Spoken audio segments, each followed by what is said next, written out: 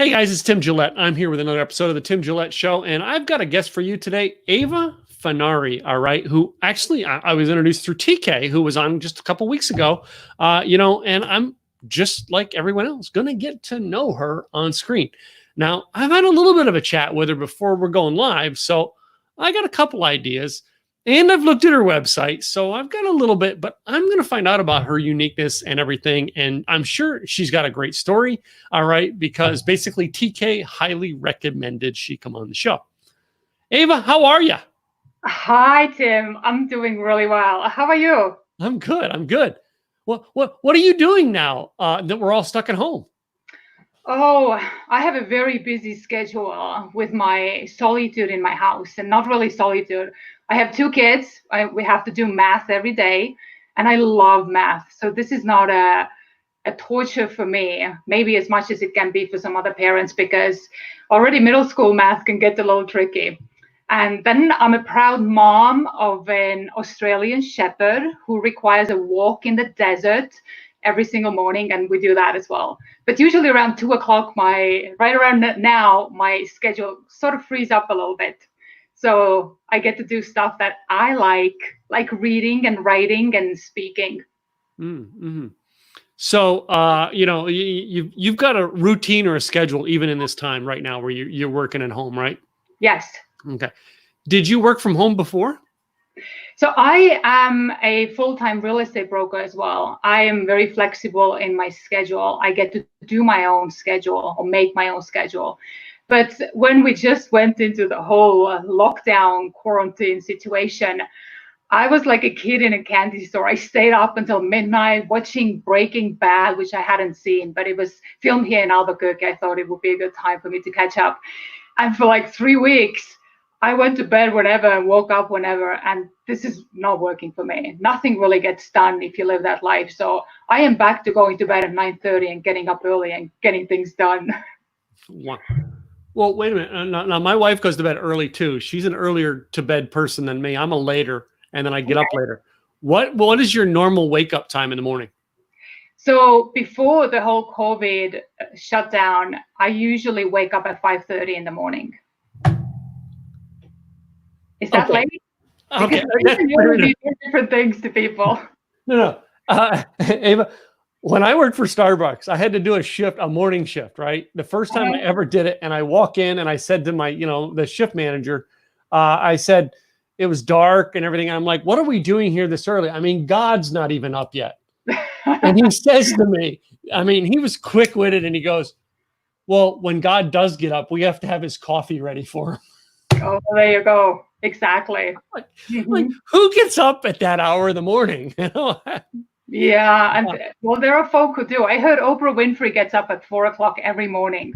Wow. Even if she doesn't have to go anywhere. She meditates and works out and gets her intention and mindset ready for the day. And it has worked out for her, so why not for me? I can pull off 5:30. 4 o'clock, I have tried that. No. I'll do that. 8 o'clock. I do not get up till 8 o'clock.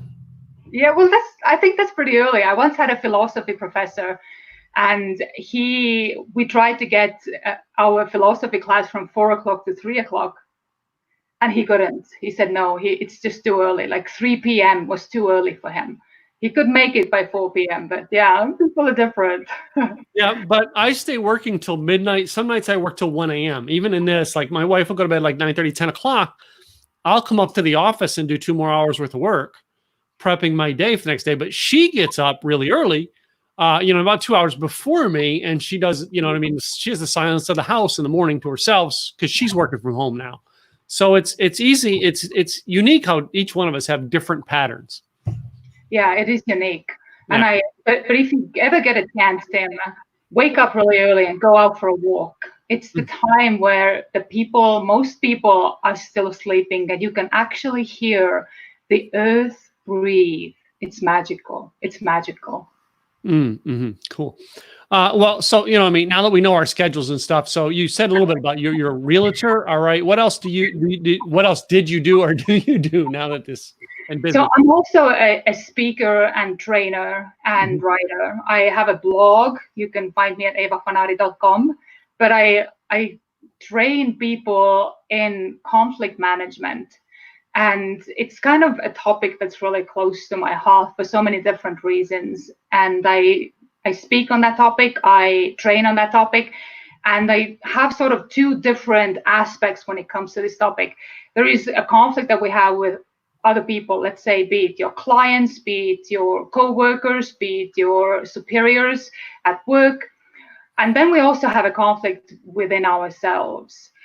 And almost like our daily lives are these tiny little conflicts that just are strung together like pearls on a string. And those are our stories. Just to give you a quick example, what I mean by those, if your alarm clock goes off in the morning and you press the snooze button, you have just picked a fight with yourself because you had agreed previously that you're going to get up at some point, and now you're arguing with yourself. Mm-hmm. So those are the topics that I speak on. I never thought about that. Like that's, what I mean? That's something you agreed with yourself. But sometimes like I'm being forced to get up at that because I have to catch a plane. So like I didn't agree to that, but I guess in a way I did agree to that.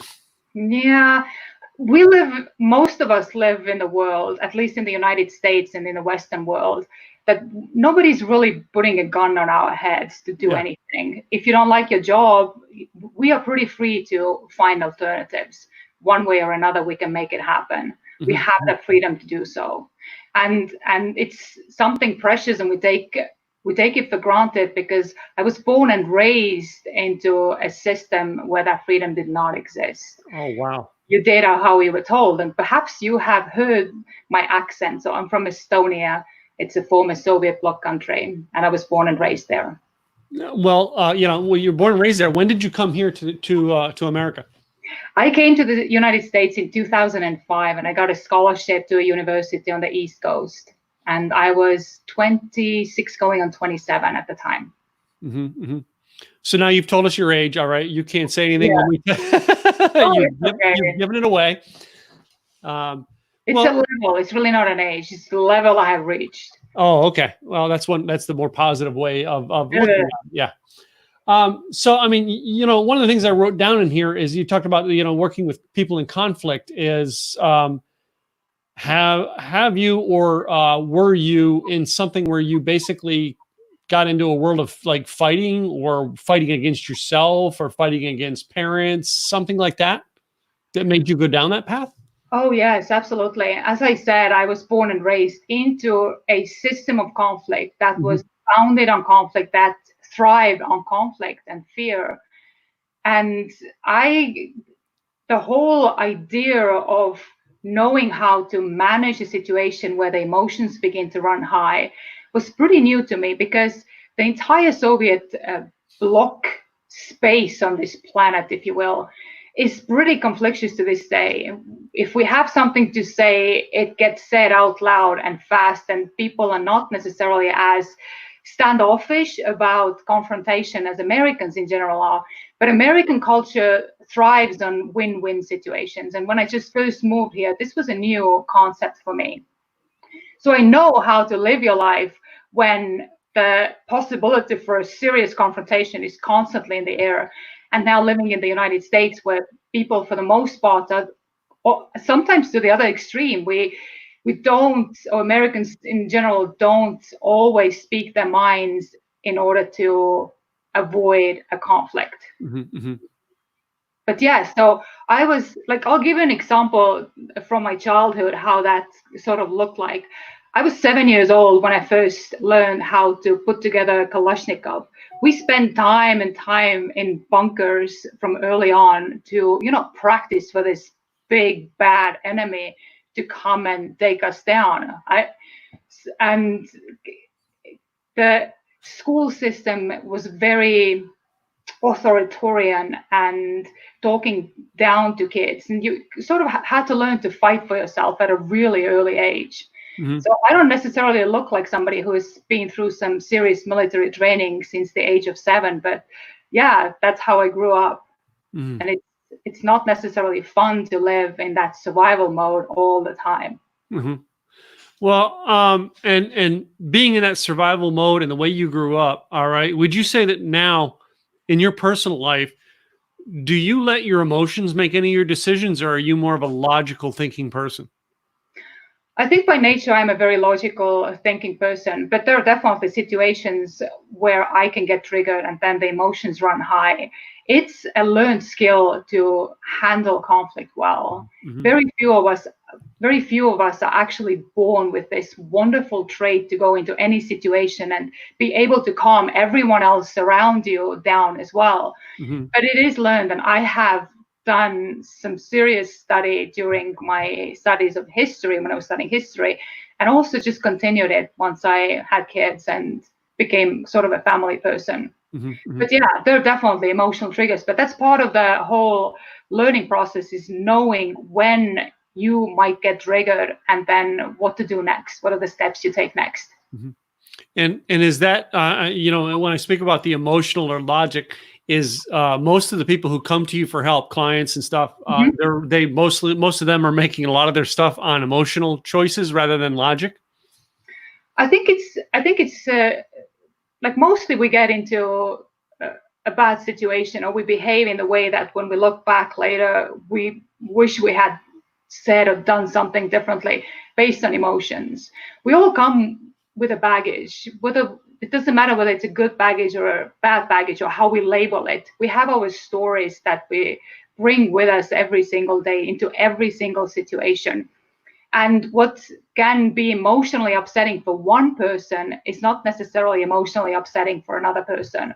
But yes, usually when we get into something, we get triggered and we react from the place of emotions, or we react in general, because if something doesn't really get under our skin, we don't react. Mm-hmm. We kind of either respond or we just let it brush off. Okay. And I think social media is such a great kind of a litmus test for that, just to go and scroll down and see what people say, and just really don't unfriend the people who are saying things that are upsetting to you. Use them as your teachers. Mm-hmm. How am I going to read that person's post without getting all buffed up? No. The only emotions I have in people with me is I hate when someone tags me for something to promote themselves. It just that's the emotional trigger for me that lights me off. But other than that, I try to think logically, because I have a lot of friends who don't believe the same things I believe, and it's interesting. But in your case, all right, the people you're helping dealing with their conflict and resolutions and stuff, how would they find you normally to like understand? I mean, if are they searching for someone, or is it like you kind of, or they kind of get mentioned to, go talk with Eva, she might be able to help you with that, or is it something how do you do it? So it happens a lot, word to mouth. I Mm-hmm. think that's how you guys say it. Yeah. Yes, just like you and I got together. TK was sort of the middleman or middle woman for Mm-hmm. us. So I do marketing as well. I do some marketing on social media platforms, but most of it is word of mouth. Mm-hmm. Because I would think of how many times do you get into, you get into a conversation and watch the battle on social media and want to type in there, hey, I can help you with this. Oh, well, there's an idea. Exactly. No, I have never done this, because when there is a battle going on, it's really not a place to go and stick my nose in there, because most of the time people are not coming from that logical, rational thinking thought. Yeah. They are not quite there yet. And they are pretty much at the point when they are ready to unfriend each other. Wow. Well, I mean, but you also said you work in real estate as a realtor, or yeah. Yes, I'm a real estate broker. Yes, and this field has been a wonderful playground and learning environment for me. There is nothing that makes you more humble in life than working in sales. Doesn't matter what you have to sell. It's a humbling experience for sure. Mm-hmm. And I'm very grateful for this. And how many years have you been doing, working in the coaching and speaking, and how many years have you been working as a real estate broker? So I've been working as a real estate broker for 7 years now, and coaching and training a little bit over 3 years. So was the coaching and training, did you find that as like an offset finding a need working in real estate, or did you and then develop it? Yeah, real estate is a business or sort of a field of economy that runs high on emotions. For most people, it's financial decisions they have to make, either to buy a house or sell a house and to sign up for a mortgage or with a mortgage. So it's the emotions can get very, very tense and running high on so many different points during the transaction. And really, real estate brokers, part of their job, of course, is to manage the transaction, but the bigger part of the job is managing the emotions that run behind every single transaction. Mm-hmm, mm-hmm. And I got to ask, I mean, you're in the business of helping, you know what I mean, the conflicts and stuff like that. Mm-hmm. How many, and you have more than one child, right? You did two? Yes, I have two kids. How are the conflicts there? Can I ask? Yes, you can. Every day. There's every day. And my kids are 10 and 13. So we can have a serious throwdown at our house just because somebody breathed on somebody else. And so there's definitely a play field for me again to practice what I preach. Mm-hmm. But it is, listen, Tim, like our primary families, our kids and our spouse, those are our greatest masters on so many different levels. They are the ones who have come here to teach us how to evolve as a soul in general. Yeah. So every day I have to remind myself, listen, my job is to be grateful for the people I have in my life and for everything they have taught me. Yeah. I think this time has been, I think the point, I think, of most struggle my wife and I have had in the 10 years, 11 years, well, almost 11 years that we've been together. It's because we've never worked and been around each other 24/7 as we have for the past month and a half. Other than that, I mean, we had work. Our work was separate, so we didn't see each other. But I think we have a perfect marriage. She may think differently. I don't know. No, but that's true. It's the same in my household. My husband and I, we have never spent that much time together. Never. Even when we were not married and we didn't have the family obligations, because he went to work, I went to work, and he has a traveling job, so he's gone most of the time anyways. But now we're both kind of stuck at home, and I have to really remind myself that at the end of the day, he's my friend and my supporter. Yeah. Because usually the conflict with another person comes from the place that for whatever reason we all of a sudden see the other person as an enemy, like they're out there to get us. And it's one of the greatest grounder for me with my husband is that I have to just mentally tell myself, listen, this is a person who loves you. And even if he doesn't feel like this at this very moment, he has signed a contract to love me, for better or for worse. So I can hold him accountable, and just to really sit in that space and just to switch that mindset that this is not my enemy here. Like he's essentially not. Like we are trying to create the same big picture where everybody is happy, and somehow we're getting to this place where. Yeah. So I mean, and in this time, all right, where a lot of more families are staying at home and they may still have the conflicts and stuff may be a little bit higher. Yeah. Are people scheduling calls with you more during this time? No. So people actually more laid back and kind of hunkered down at this time. You would think so, right? But no. But I will, when we come out of this, we will see what the outcome of everybody having to be together in confined spaces is going to be. I will hear this in my seminars that I do, and being back just sort of face to face with people who follow me and who are my clients. Okay.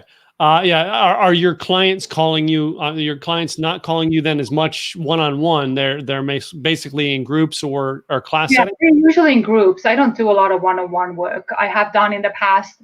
It's not necessarily my niche. I think I do a little bit better in small groups, in small to large groups. Yes. And you've not run any like virtual classes or anything at this time? I have participated in virtual conferences, but I haven't run any of my own classes up to this point, but I will be doing something by the end of this month for sure. Okay. And when you were doing them live, which I know you're going to get back to doing, were you doing your own or were you facilitating them at corporations?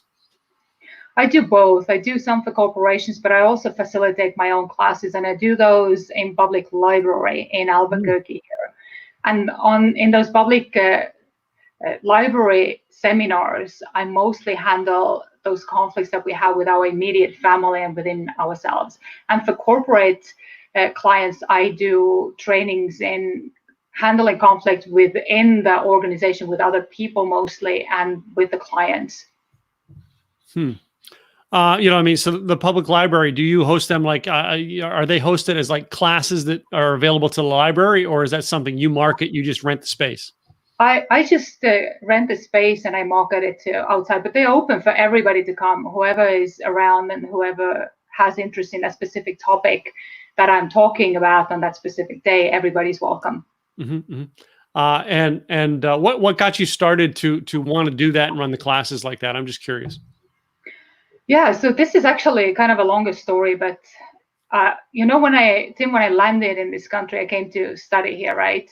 You don't really know when you go to another country what's waiting you there. You have this idea how you're going to be this super cool chick landed in America, you're going to study, it's going to be awesome. And it's one of the hardest things I've ever had to do, because I landed with one duffel bag with my clothes, and there was a dictionary somewhere in there as well.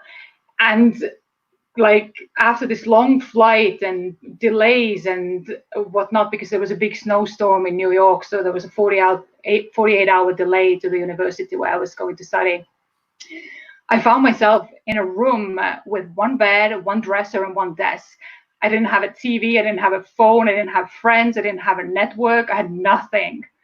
And it's almost in my head, I'm thinking it's almost I got this opportunity to start from a completely clean plate. If I had wanted to, I could have created any past I ever wanted, because like how was anybody ever going to question? I'm from this tiny little country in Estonia, and it's kind of like going to an ashram in India where you just get a cell and that's it. And now you're there by yourself, and what are you going to do with your life or whatnot? And it's lucky are the people who get a chance to really have that space in their lives to dwell and understand what they want. And it's one of the scariest places to be. I know this French writer, Anatole France, has once said that when he was a kid, he was the coolest, most powerful guy when he was on his own. But if he had to go and hang out with other kids, he couldn't even open his mouth. And when he was 40, it had kind of reversed. He was such a cool guy when he was out there, and he could put on this bravado, and he had his best clothes on, and he could fool everybody. But when he had to face himself and look himself in the eye, that's when he got scared. And I kind of had that moment. And I still looked for ways to really muffle my own inner voice until 6 years ago. I got really sick, and not to start, telling you some gory details here, but I almost died. And when you have that close encounter with death or the possibility of dying, things will shift. And I wasn't really sure what to do with the shift, but I understood that something about me had to change. And I joined Toastmasters, I started speaking, and I really started stepping into that field of training, because I feel like I'm a born teacher. I was a teacher in Estonia. I was a history and civics teacher in high school. Cool. So, Toastmasters was your open up spot here in America, huh? It kind of was, yes. And I joined Toastmasters just to get out of the house. My kids were still like, 7 and 4, I think at the time, or 6 and 4. And I had no speaking goals. I had no goals whatsoever. I was just happy that there is this legitimate place for me to go on every Tuesday night and hang out. And that's why I joined. So it was a very wise decision on my part. Okay. And I mean, did you find you loved getting up in front of the room, or did you find that, just it was like, okay, great, I'm breaking out of my shell? Yeah, it's scary. It's still to this day, it's scary to me. But I'm thinking often of Henry Fonda. He performed on stage until his very last days of life. And people who were close to him, working with him, always said that he almost threw up before every single stage performance, even after doing this for 50 years. So that sort of brings me a little bit of comfort. But I still get nervous, but there's something magical happening within me when I take that stage. And I know that I'm right where I need to be. I need to be teaching and just training. Yeah. I find that almost all of us speakers are still nervous when we get up. Yeah. And I mean, I you know, both TK and I know James Malinchak, who basically says, if they tell you that they're not scared when they get up, they're lying to you. Yeah. I think so too. I can't speak for other people. Like I have learned that everybody is handling different. And if they're saying that they're not scared, maybe that's how they're coping with it. Or maybe there is like some people who never get scared. But who knows? I don't know. But I know that I get scared and I have to just sort of push through this almost, not pay attention to it. That's my tactic on it. Because for some reason, I still do it. And I know that I do it because I have to do it regardless of the fear. And I know that there is always a chance that things are not going to go the way I want them to go. But you still have to do it. I have to do it. Well, for me, it's part of my livelihood. But what do you do to get ready to go in front of that room? Do you have any special routines or anything you do to get ready to walk up in front of an audience? Yeah, and I'm actually a public speaking coach as well. I have a year ago I coached a political party in Estonia right before elections. I love that, but I have like a whole routine. I do voice exercises before I go because English is not my first language. So when I get nervous, I can start mumbling words and not necessarily pronunciating the way I should be pronunciating to make sure that my audience fully understands what I'm trying to say. I do voice exercises. I watch my diet on that day and I make sure that I exercise the day before because people come for your energy, right, Tim? They do. And you have to live this life. It's not just that, you live however you feel like, and then all of a sudden you go to the stage and you're going to be the superstar. You have to work to be able to generate as much energy as possible so that you can project that to your audience. And if you listen to some, like, to give you an example, Brendan Burchard, did you understand what I said? Brendan Burchard. Yeah. He has a difficult name for me to say. Like I feel so. I'm so used to hearing it. It's yeah. So he does push-ups before he goes on the stage just to really get his energy flowing.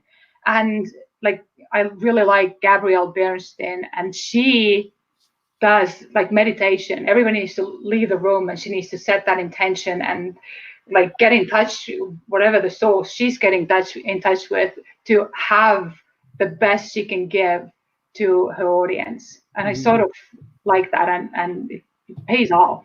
It really does. I have a whole exercise. I actually, if I'm speaking at an event, I have a whole quiz I do the audience just to get them on their feet and ask them questions.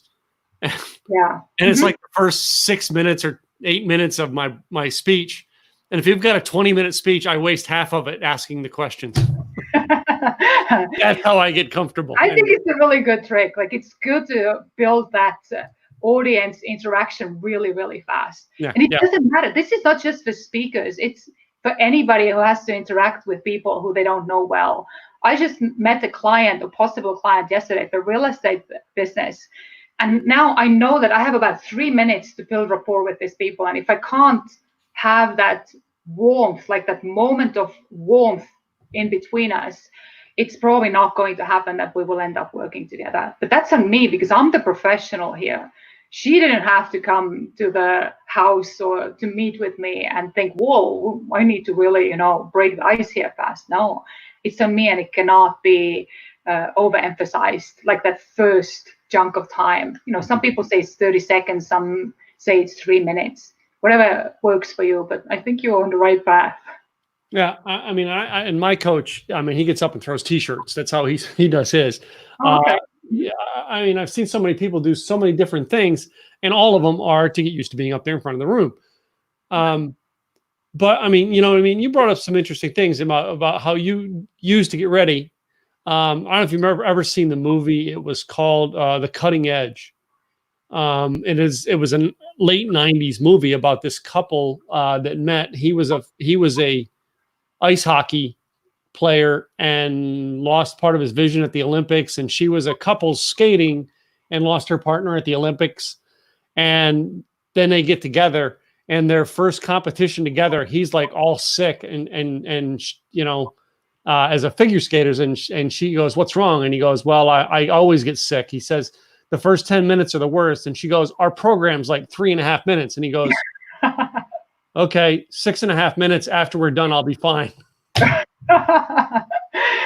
Yes, but you know what? The key point here is that he knows his numbers. Yeah. You have to know your numbers. For me, it's 3 minutes. I know that it takes me 3 minutes to flush those stress hormones out of my system. And if I can plow through that first 3 minutes, I'm good to go. Mm-hmm. Like I start really calming down and really enjoying it, getting into the process.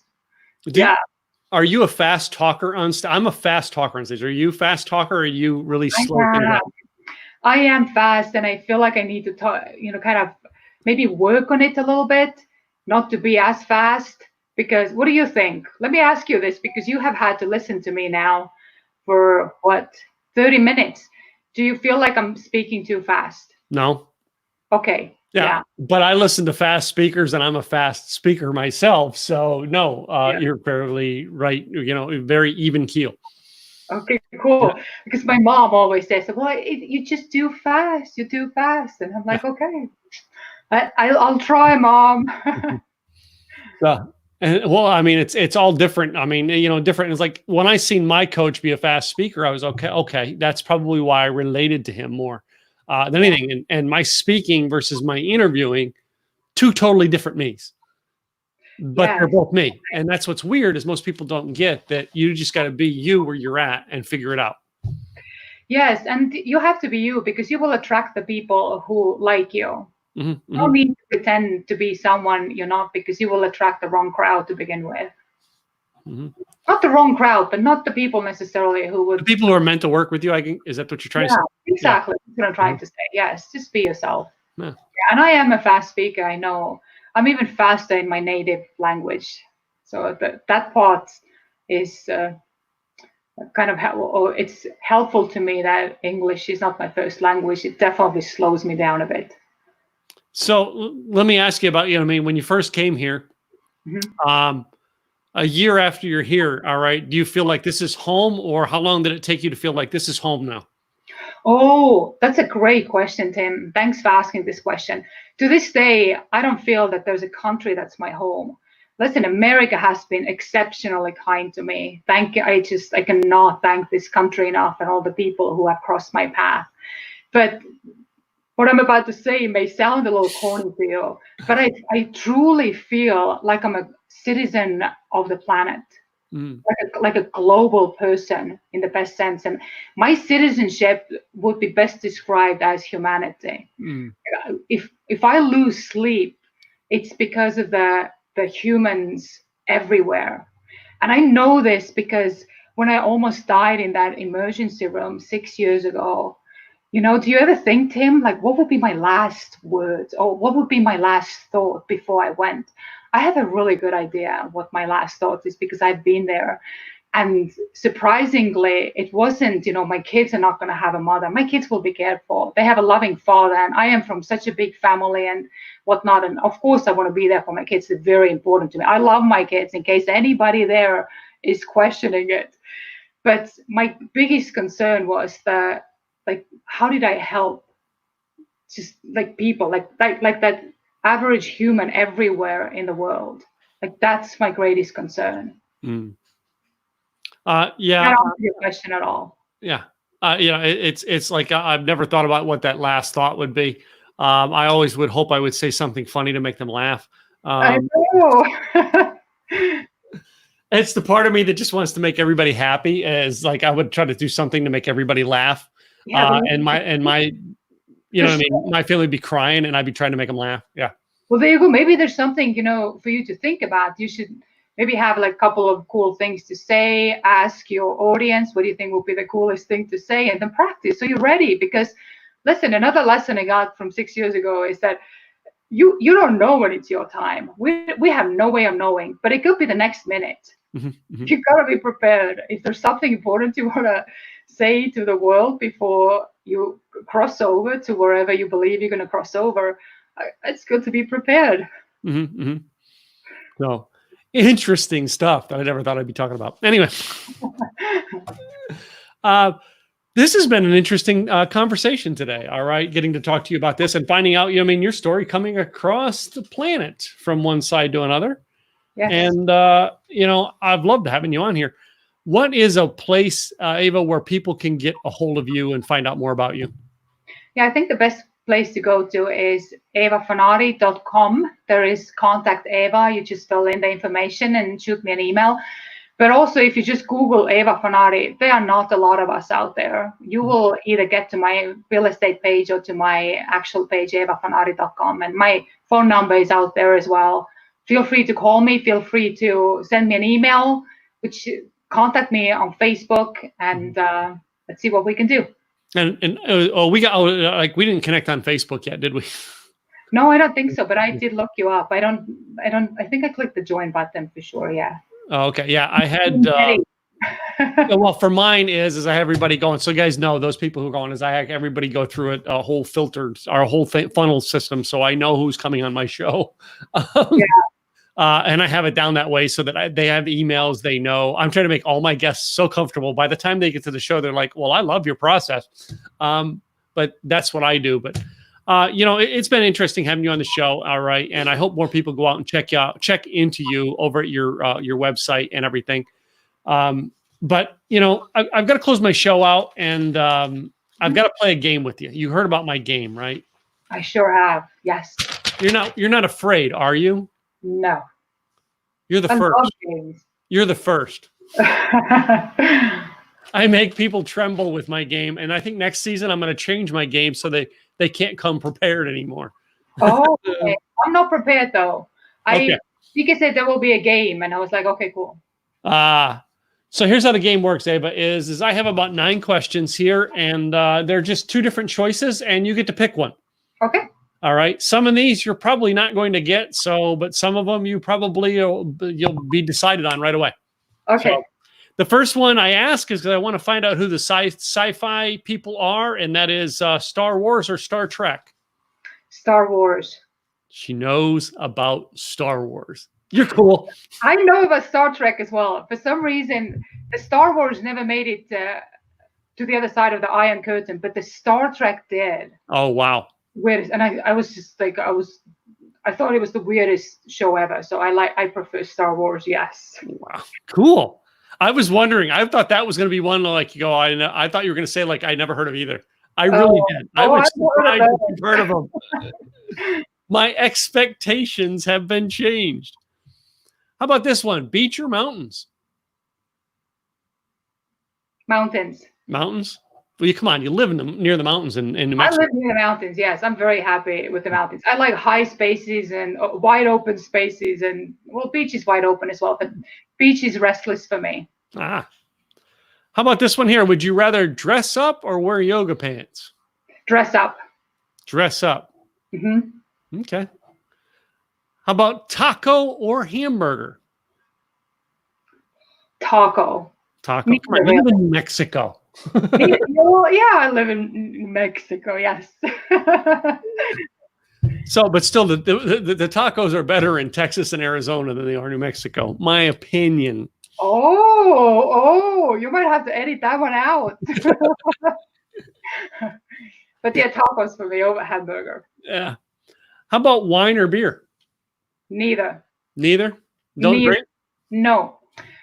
I am from what's called sometimes a vodka triangle of the world. It's Finland, Estonia, and Russia. I go for hard liquor if I drink at all. Okay, so I could have made this question for you, and I thought this out long enough and went vodka or moonshine. There you go. I'll go with vodka. Mm-hmm. Have you had moonshine? I probably not, but I know that my dad had sometimes bottles of it somewhere in the corner, because when Gorbachev became the leader of the Soviet Union, he went for the dry law. So for a while there, alcohol was prohibited. Mm-hmm. And yeah, my dad had these big containers of who knows what was in it, stuff in the corner of his house. Yes. So it's like vodka is like made mainly potato, whereas the moonshine is like mainly corn. Yeah. So vodka is made sometimes out of grain and sometimes out of potatoes. No. So it's either one or the other. Mm. Yes, Okay. and moonshine is made out of whatever you can find in your yard. Well, yeah, there is, but it's mainly a corn base. But there is a lot of wheat, and like the one that I drink has rye, malted barley, and corn. So. Oh, interesting. You see, in Estonia or that far in the north, corn doesn't grow, so they must have made it out of something else. Yeah, yeah. That's why I'm thinking it's maybe from tires. Who knows? People got very creative. How about going to the movies? Would you rather have popcorn or candy? Popcorn. God, I love a popcorn person. Just saying. Yes. How about this one for dessert? Would you rather have ice cream or watermelon? I would have ice cream. If I have a dessert, I'm going to go all in. Oh, I gotta love that. So yes. So the next one here can create wars, but I got to ask it because it's probably the most popular question on my show, and that is the toilet paper. Does it go over on the roll or over? It goes over. It goes over. Listen, so I studied history, Tim, and there is actually a patent for the guy who invented the toilet paper roll, and on the patent, it goes over. This one drives me nuts. There are passionate people about this question. I am passionate about this. Very passionate. I had one girl on a couple weeks ago, Eva, that basically she's a single girl from New England. And she said, listen, if I'm dating a guy and I go to the house and change that roll from under to over 3 times, on the 3rd time I break up with him, this relationship is going nowhere. I get that. I get that. So Tim, when I was in my late teens, my mom gave me some advice when it comes to choosing yourself a man. And she said that, listen, you have to pay very close attention to the kind of toilet paper the man is using. Because if he doesn't even bother splurging on that simple luxury on himself and has some horrible butt scratcher there, he's not going to be generous with you either. You have to run. So there you go. Ladies, if you're on the market, take this seriously, because I think there's some truth to that. This has been this discussion around the TP question has been the most interesting discussion on my show. So, Yep. It's very important. It's very important to us. All right. I got one more question then. Mm-hmm. Boxers or briefs? Okay, so you're talking about the general underwear that in general American males use. Am I correct? Yeah. This is confusing. You got to understand that in Europe, men for the most part wear Speedos no matter where they go. And the underpants are kind of, so briefs like Speedos, because I get that confused. Kind of, yeah. Okay. So, boxers for sure. This is scary. Like my dad wore briefs and it's no. You shouldn't do that to anybody. See, I told you it'd be a fun quiz. Yes, it was fun. Yes, I love that. So, Eva, one more time, tell everybody your website so they can get a hold of you and find you online. Yes, my website is evafanari.com. Very simple. My email is very simple as well, evafanari@gmail.com. No gimmicks there, and please feel free to contact me. Cool. Looking forward to it. Thank you for coming on the show today and sharing your story with our guests. All right. And, we loved having you on the show here today and hearing all about you. So. Oh, my pleasure, Tim. Thanks so much for having me on. You bet. So, ladies and gentlemen, thank you for listening. Go check out Eva at her website, evafanari.com. All right. And come back and see our next episode. We'll have somebody else just as cool on here. Be sure to subscribe to our podcast on Apple Podcasts and over on our YouTube channel. I'm Tim Gillette with the Tim Gillette Show. Thank you. We'll see you next time. Bye now.